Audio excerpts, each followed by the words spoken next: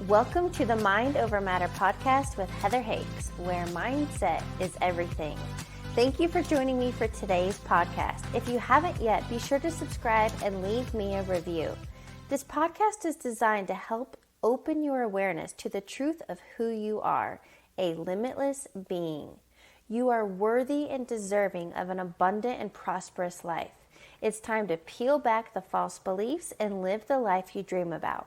For additional resources or to contact me directly, please visit my website, heatherhakes.com. Without further ado, let's dive into today's episode. Welcome to episode number 502. On today's podcast, my guest and I are talking many different topics, but ultimately I want you to understand the power of your intuition, how to tune in, and ultimately heal yourself so you can manifest any desire you choose. Welcome to today's podcast interview. I've brought on Djali. Djali, welcome. Hello. Thank you for having me. Yes. Please give listeners a little background. Where do you live and what do you do?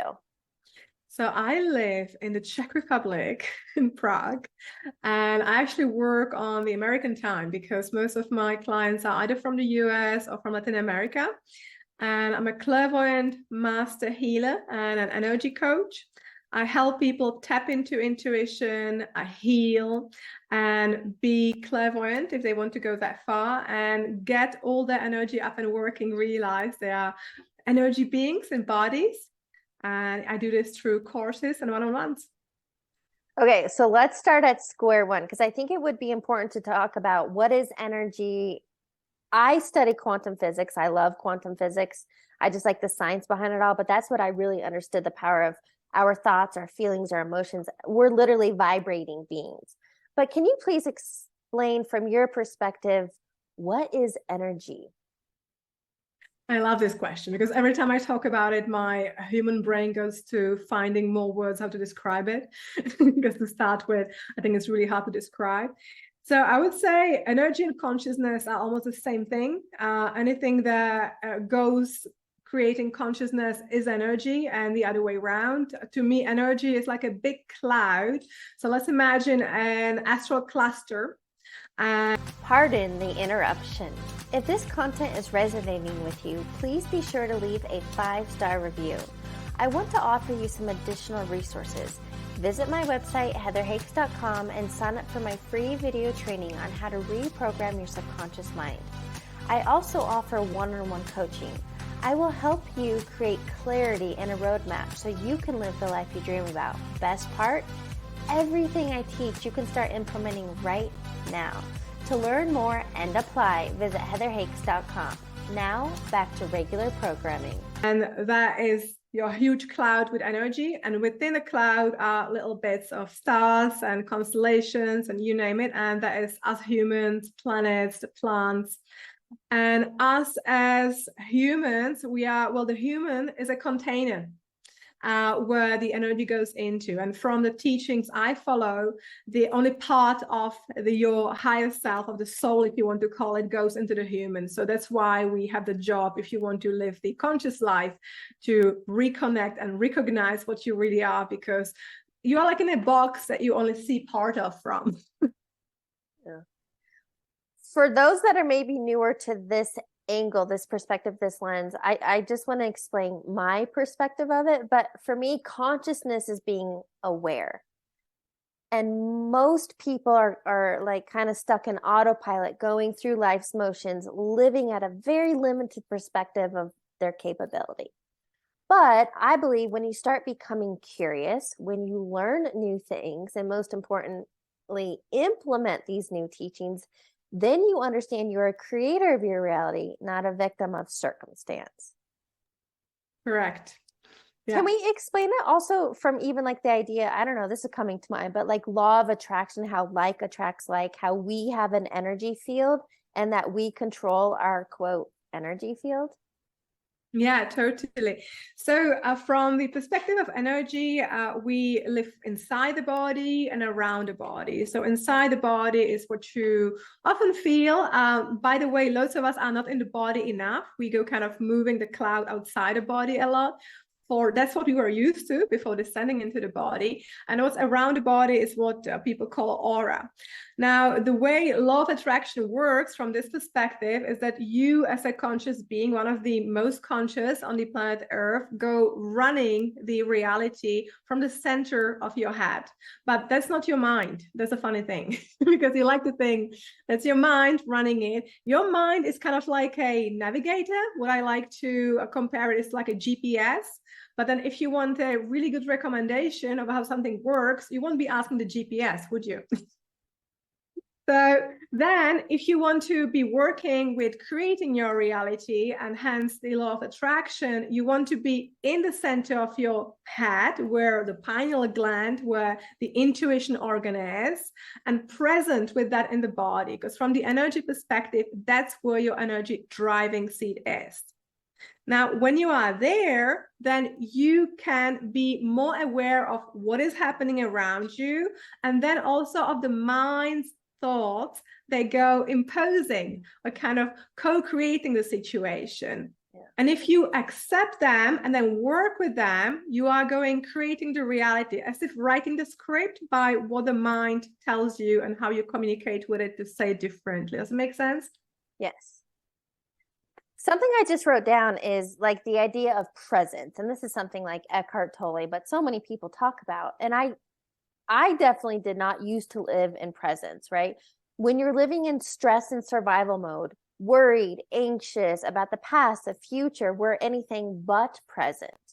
And so many people have habits of numbing out on social, shopping, whatever our vices may be. Can you please talk more about the power of presence and how to get present?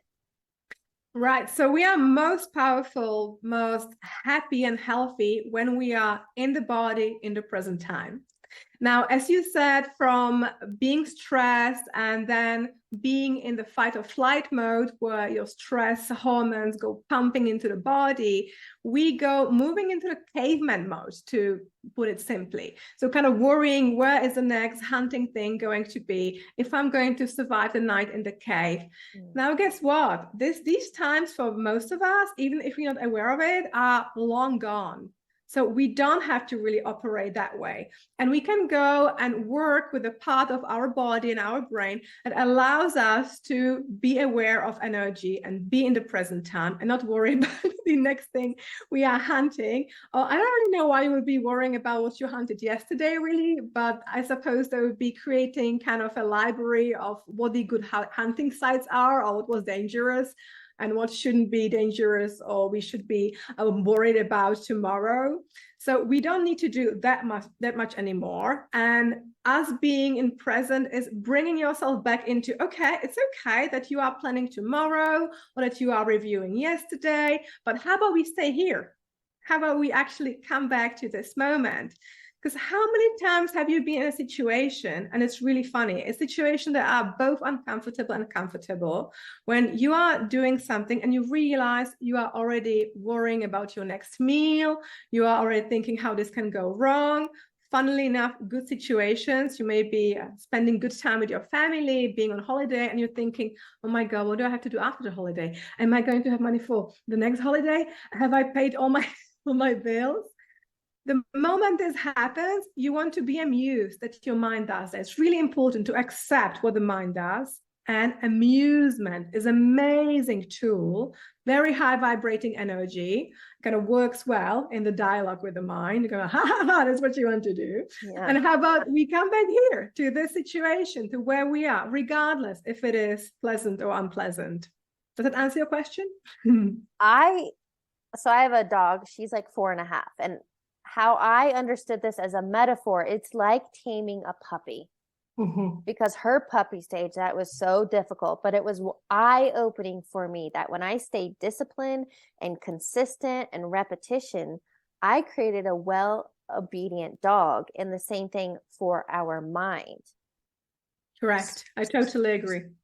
Do you talk about, like, for me, when I call it monkey mind, when I fall down that rabbit hole, self-doubt, fear, worry, anxiety, whatever that trigger may be, I can literally feel it in my body. So for me, that's the indicator. Oh, my mind fell off the wagon.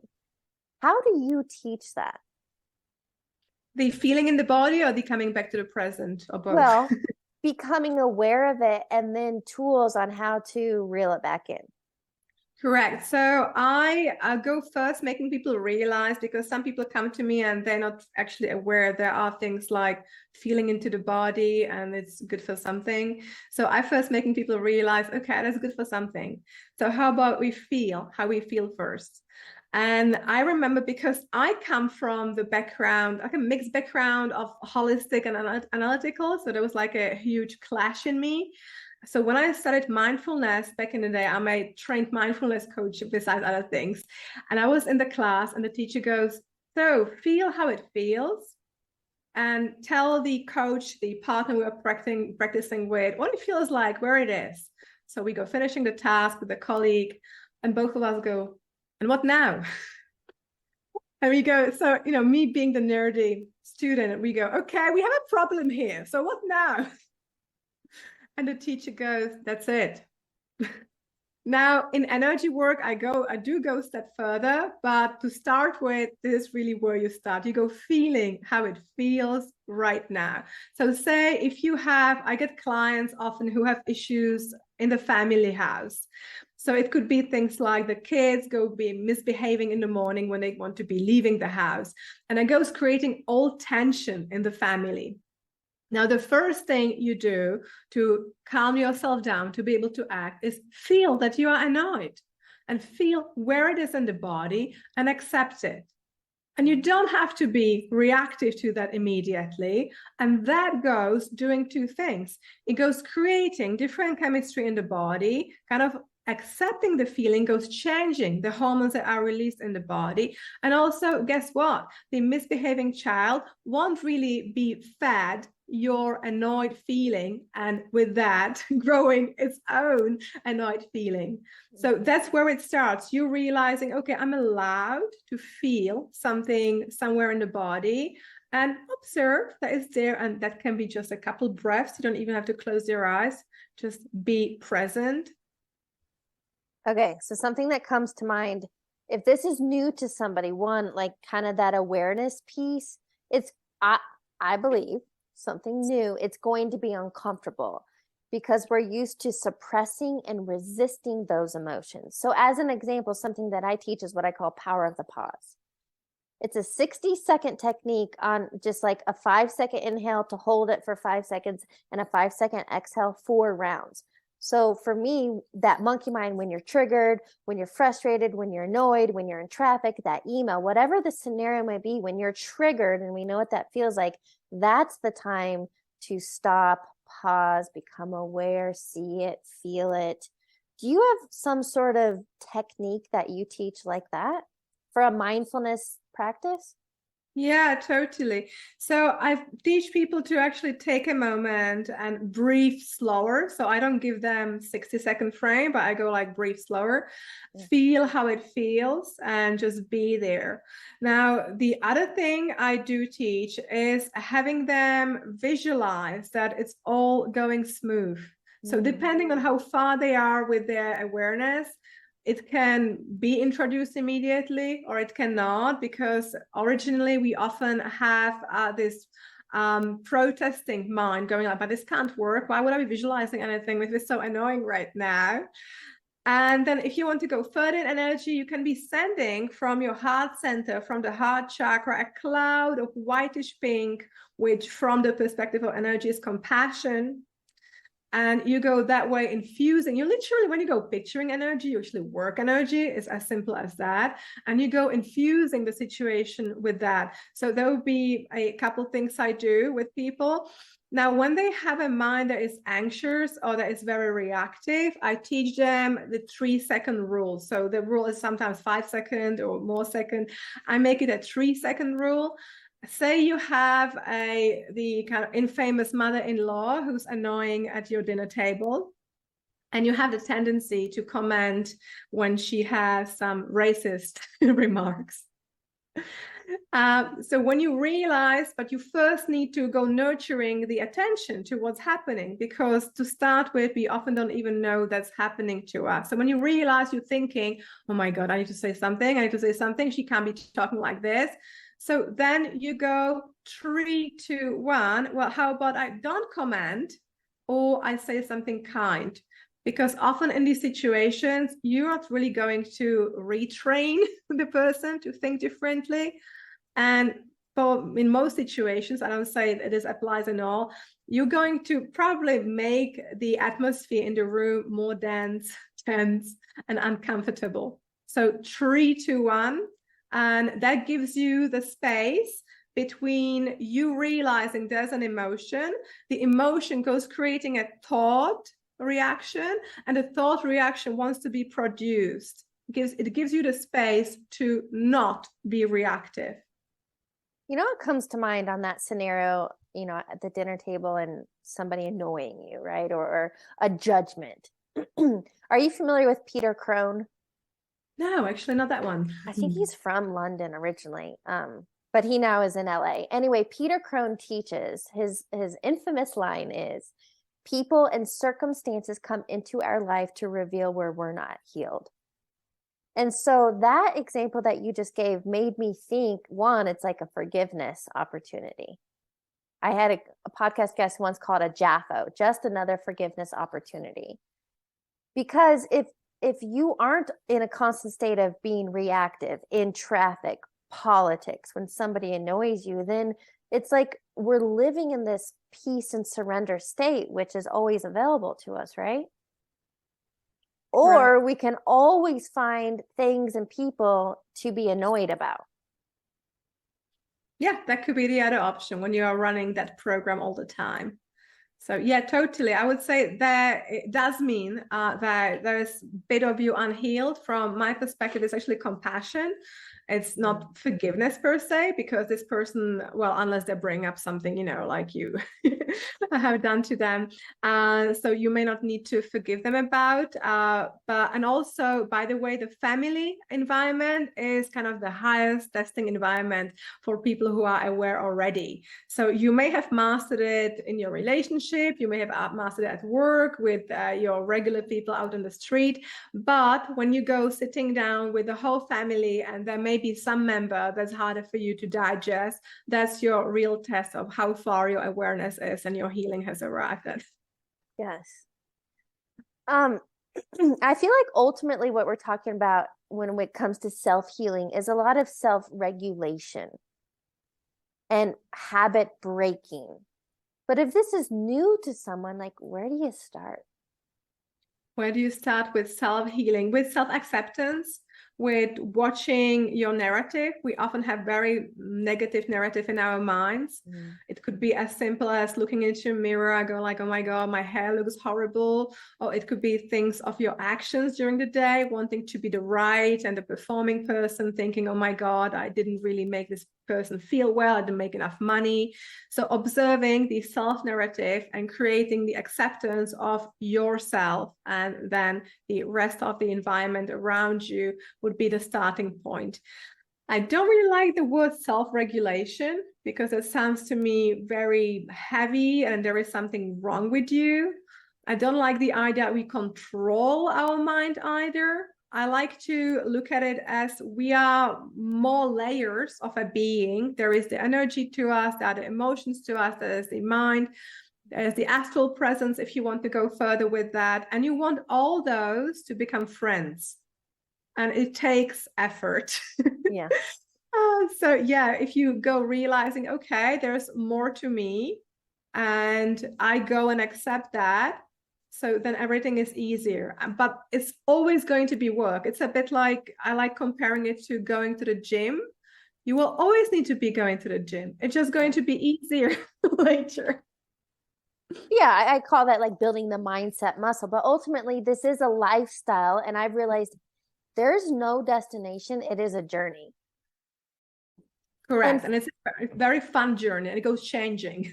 Yeah. And for me, it's like I can even look on my younger self, and that could be 6 months ago, 2 years ago, and have so much compassion for where I was, but also like a lot of self-love, which is not something I feel like I had. I feel like I had a lot of self-hatred. We're very critical. But now I would love to shift and for you to talk more about the power of intuition, how we all have this internal guidance that we can ask for help, ask for direction. How do we tune into that?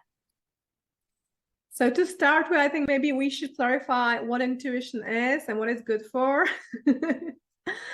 So most of us don't really work from the intuitive perspective, using our being, using our mind, and we go working more in the analytical mind. So if I were to make it super simple, you can either be acting out of analyzing everything, kind of measuring if it's going to work for you, if the maths works out, or you could go tuning into the inner wisdom, the inner guidance, and from the energy perspective, the guidance also outside, because we are all part of a quantum field that doesn't really have any distances, that we are kind of oscillating as particles in. So if you go further in that, you can be downloading the common consciousness knowledge and using that.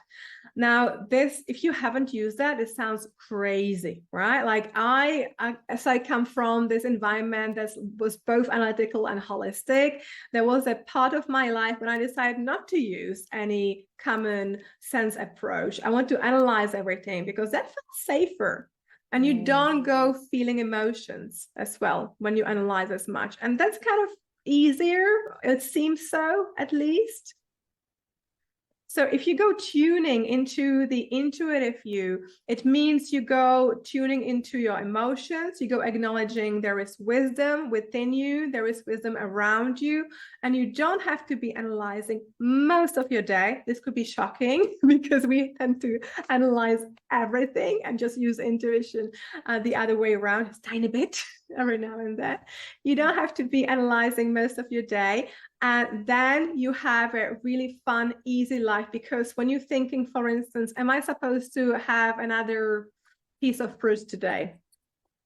And you go maybe thinking, okay, so I already had 3 of them. I'm supposed to have 5 pieces every day.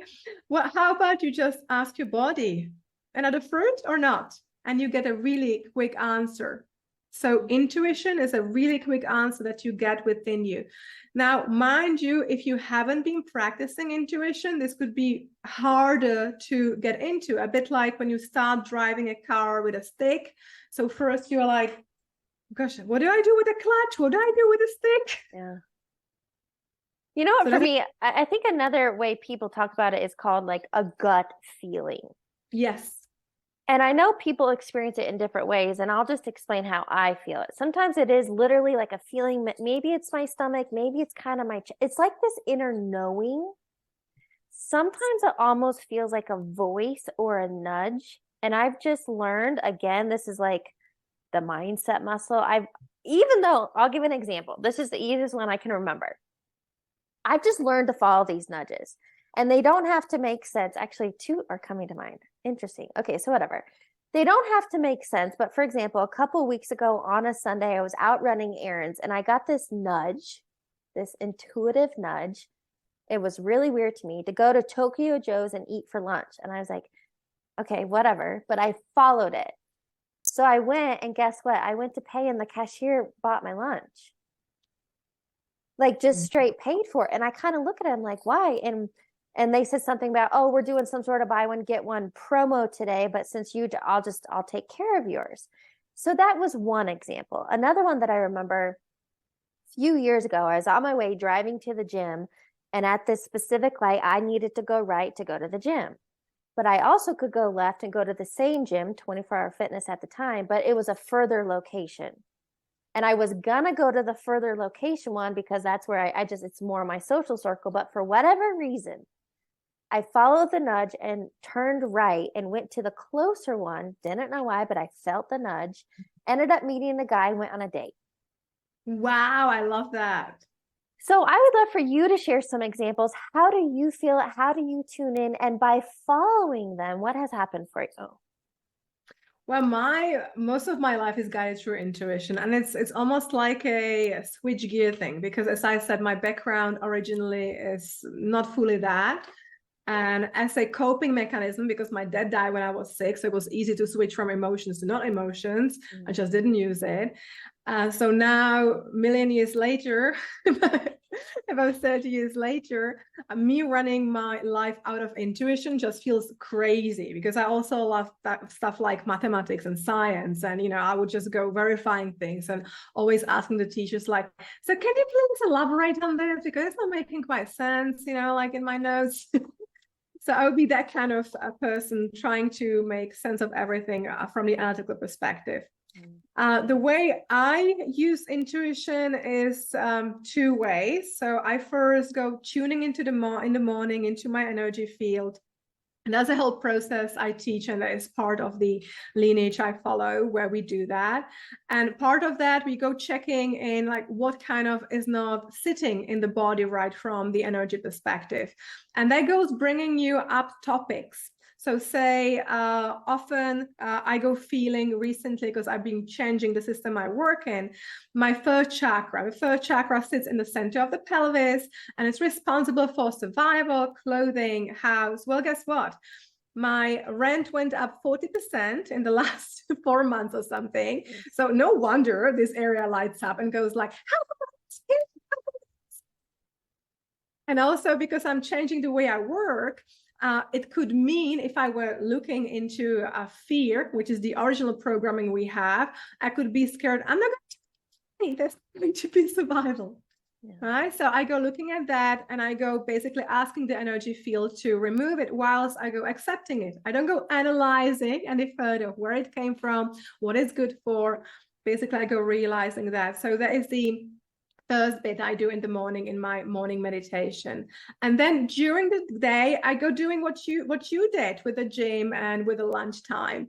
So if I'm not sure what to do, if I should contact this client now or later, I just go asking the intuition or the energy field, if you want to call it that, because the information can come from inside of you or from outside of you as well. And I go asking, should we contact this person now? And I listen to that quick answer. And I also go deciding on things about my self-care. So I do have resistance to self-care, as lots of people do, because I'm comfortable to be eating healthy, to be exercising, to be meditating long stretches of time. And I fast, for instance, every week I fast. And I have resistance to fasting. And I don't fast when I'm energy drained. I don't fast when I'm ill. So I ask, should I fast today? Should I fast tomorrow? And I really don't want to hear the yes answer, right? Because my lazy human mind and body go like, let's just eat whatever. And the energy field goes like, yes. And I'm like, okay, there's clearly not me not saying it to my human mind, my human lazy mind, because they would go lying on the sofa and eating chocolates. You know what else? Sorry, something that's coming to mind. I'm curious if this is a way you explain it. It's also, I hear from different mentors, it's like getting out of your head and into your heart. Is that another way you would say it? Yeah, totally. I would say that. The only thing is with the locations, with the getting into your heart, I'm not really sure that's always what it is, because we do go processing many emotions in the heart center area and in the stomach, the solar plexus area. And your gut feeling is also, you probably know, the vagus nerve that's in the gut goes connecting to the brain and also to the intuitive part of the brain. So those two guys go communicating. But then from the energy driving seat perspective, you are in the center of your head. So I would go, yeah, you totally are getting out of your head, but not from the location of the head always, depending on where the emotions or whatever you're processing are, from the blubbering mind, from the mind having stories, from the mind having ideas of basically how to stay in the comfort zone more than anything else. Yeah. You know what? On that note, something you shared with me is that we are not here to suffer. And I feel like most of our suffering comes from having an undisciplined mind. What would you share about suffering, and for those that are feeling stuck and dissatisfied in life and going through life's motions, how can they stop that momentum? So I would say we want to distinguish pain and suffering. Now, we always will feel pain because it's part of the human experience. You will feel uncomfortable if you sick in your stomach. You will feel uncomfortable if you break up with someone. That's just part of the experience. Your suffering is something that is inevitable, though, because there's the extra story of how poor you are, or how not your fault it is. How could this could have happened? What you could have done differently? How this could be happening in the world. So that is the suffering is a story that you listen to, that your mind likes to create. Again, the human mind is really funny. I think it's part of the experience we are supposed to have. It's super fun to be in a body, it's super fun to feel things, to eat things. But the physical perspective of humanity is also silly. It has this tendency to be making everything sad and suffering and afraid of. And we can actually realize that's not just the only part of our existence. The other part of our existence is the everlasting energy we are, the consciousness we are. And thanks to that, we can just go and observe, be the observer of the story and go like, oh, this is interesting. Okay. Oh yeah, poor me that my rent went this much up. So how about, well, I go excited about the rent going this much up. Crazy idea. Well, I did that. And guess what? I increased my income by 40% within 4 months just by getting excited. But you first have to accept this is the mind's tendency, and that's okay. But I decide, as you use the word discipline, again, I don't like the word discipline because people go have negative connotations like it's hard work. I don't think it has to be hard work, but having the devotion to working with the mind perhaps is the wording I would choose. And thanks to that, you can decide, okay, I will not be listening to this part. And I will focus on being excited about that. And from energy perspective, where focus goes, energy grows. So there you go, creating the reality of being excited about my rent, and that way about how much money I'm making. That goes growing. Yeah. Okay, I'd love to expand a little bit more on that, because I felt like this was a little bit like, I don't want people to think that this is negative and the suffering and all that. Like, it's part of the human experience. So now I want to help paint a picture for people. When you do tune into the intuition, when you let go of those disempowering thoughts and beliefs and the suffering mentality, and what is possible for us. That's the crazy thing. Sky is the limit. Okay, like you do have limitations of where you are right now, perhaps how old you are. Because let's be honest, if you it's still reality. If you're a white person in a developed country, you probably have more options if you open up to them than a person even India is, even though it's developing. So yeah, but you do have way more options when you tune into intuition and when you take out the poor me part and bring in your full believing in the world and in you, as you call it, unwavering confidence, unwavering belief in yourself. Is that what you call it, Heather? Oh, I was just sharing that my word for the year is unwavering faith. Unwavering faith. There you go. Yeah. So which sounds like a crazy thing in the world where you should calculate everything and you go like, how about I just unwaveringly believe everything is going to work out. Yeah. So if you do tune into that, then impossible is going to happen. For me, the rent I pay now, it just like 5 years ago or maybe 2 years ago, I would say, how would I have been able to pay that? I have friends all around the world. I went to see a couple of my dear friends in London a few months ago. Their mortgage, okay, it's a bit outside London, but their mortgage is lower than my rent. And my house is not like full of marble and gold. Yeah. So only that, it's just me overcoming the mindset of, okay, this much rent is impossible to pay for someone like me. Or stuff in yoga, you exercise, you do lots of athletes and kind of sports mindset. I never realized I could be able to do all kinds of push-up and legs up and splits until I went there. I was like, well, how about I try that? But my first thing, the mindset, and it's so funny, like, well, it's not for me. That's for the stretchy, sporty yogi people. That's the power of our story, right? Where I feel like, and I don't know if this is, I think we all have the potential for what is called like a growth mindset, right? That book by Carol Dweck, Mindset, Fixed Mindset. I think we all have potential for growth.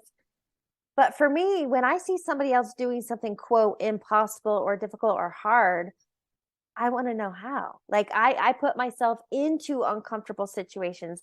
I like challenges. Even I'll give an example. This morning I did it just for shits and giggles. I was on the treadmill.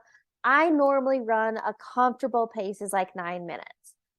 But even then something clicked and I was like, but even that's kind of autopilot, right? We're staying in this comfort zone because we know what's possible. So for fun, I sped it up and I was running at a 7.5 pace, which is very fast for me. And I felt strong and powerful, but how would I know that if I didn't try something new? So here's my question for you, because I think we go on a whole tangent on that idea. What do you believe is a key takeaway you want listeners to get?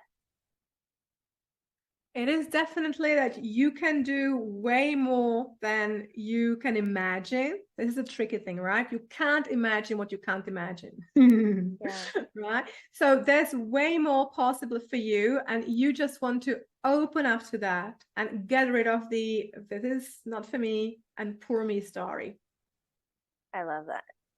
And something you shared before we started recording is you don't know what you don't know. Correct. That's why I think it's important to stay curious. Yeah, and be open to it, because then things will keep opening up for you. And just get rid of the rigid mind trying to tell you like, I'm going to stay here in this box forever because that's safe no matter how uncomfortable. Yeah, that's so limiting. I'd love to wrap up the interview, so I have a few rapid fire questions for you. Sure. What is a quote or motto that you live by? We are not here to suffer. Yes, I thank you for repeating that one. What is a book you're currently reading or highly recommend? The Super Brain by Deepak Chopra. I'm not familiar with that. What's that one about? It goes basically explaining to you that if you talk to your brain, it can do anything. Is that a newer book? No, it's not. It's probably 10 years old. Okay. It goes making you realize that the power of mind, basically, like any narrative that you're giving yourself, that's what the brain will do. So that's when I tell people, for instance, things like, don't try, just do it. Because if you go saying things like, I'll try. Well, have you tried picking up a pen? Well, you will not really lift it, right? Whilst if you really do it, then you will lift it. So things like that. Or my mom has a tendency to say, I need to not forget to buy the bread. I'm like, how about you tell your brain, let's buy the bread. We'll buy the bread. Yep. Yeah. And it's way more profound than that, but that's pretty much, what the book is about. It's so powerful. It's quite thick. It's kind of difficult read. Totally recommend it. Final question. What advice would you give your younger self? Relax. It will all work out. And such a great note to end on. Thank you so much for joining me today. Thank you, Heather. Thanks for tuning into today's episode. I'd love it if you could leave me a review, and remember to subscribe and share this episode with your friends. If you haven't yet, connect with me on the social platforms. You can add me on Instagram at heather.hakes and subscribe to my YouTube channel. I'll catch you on the next episode.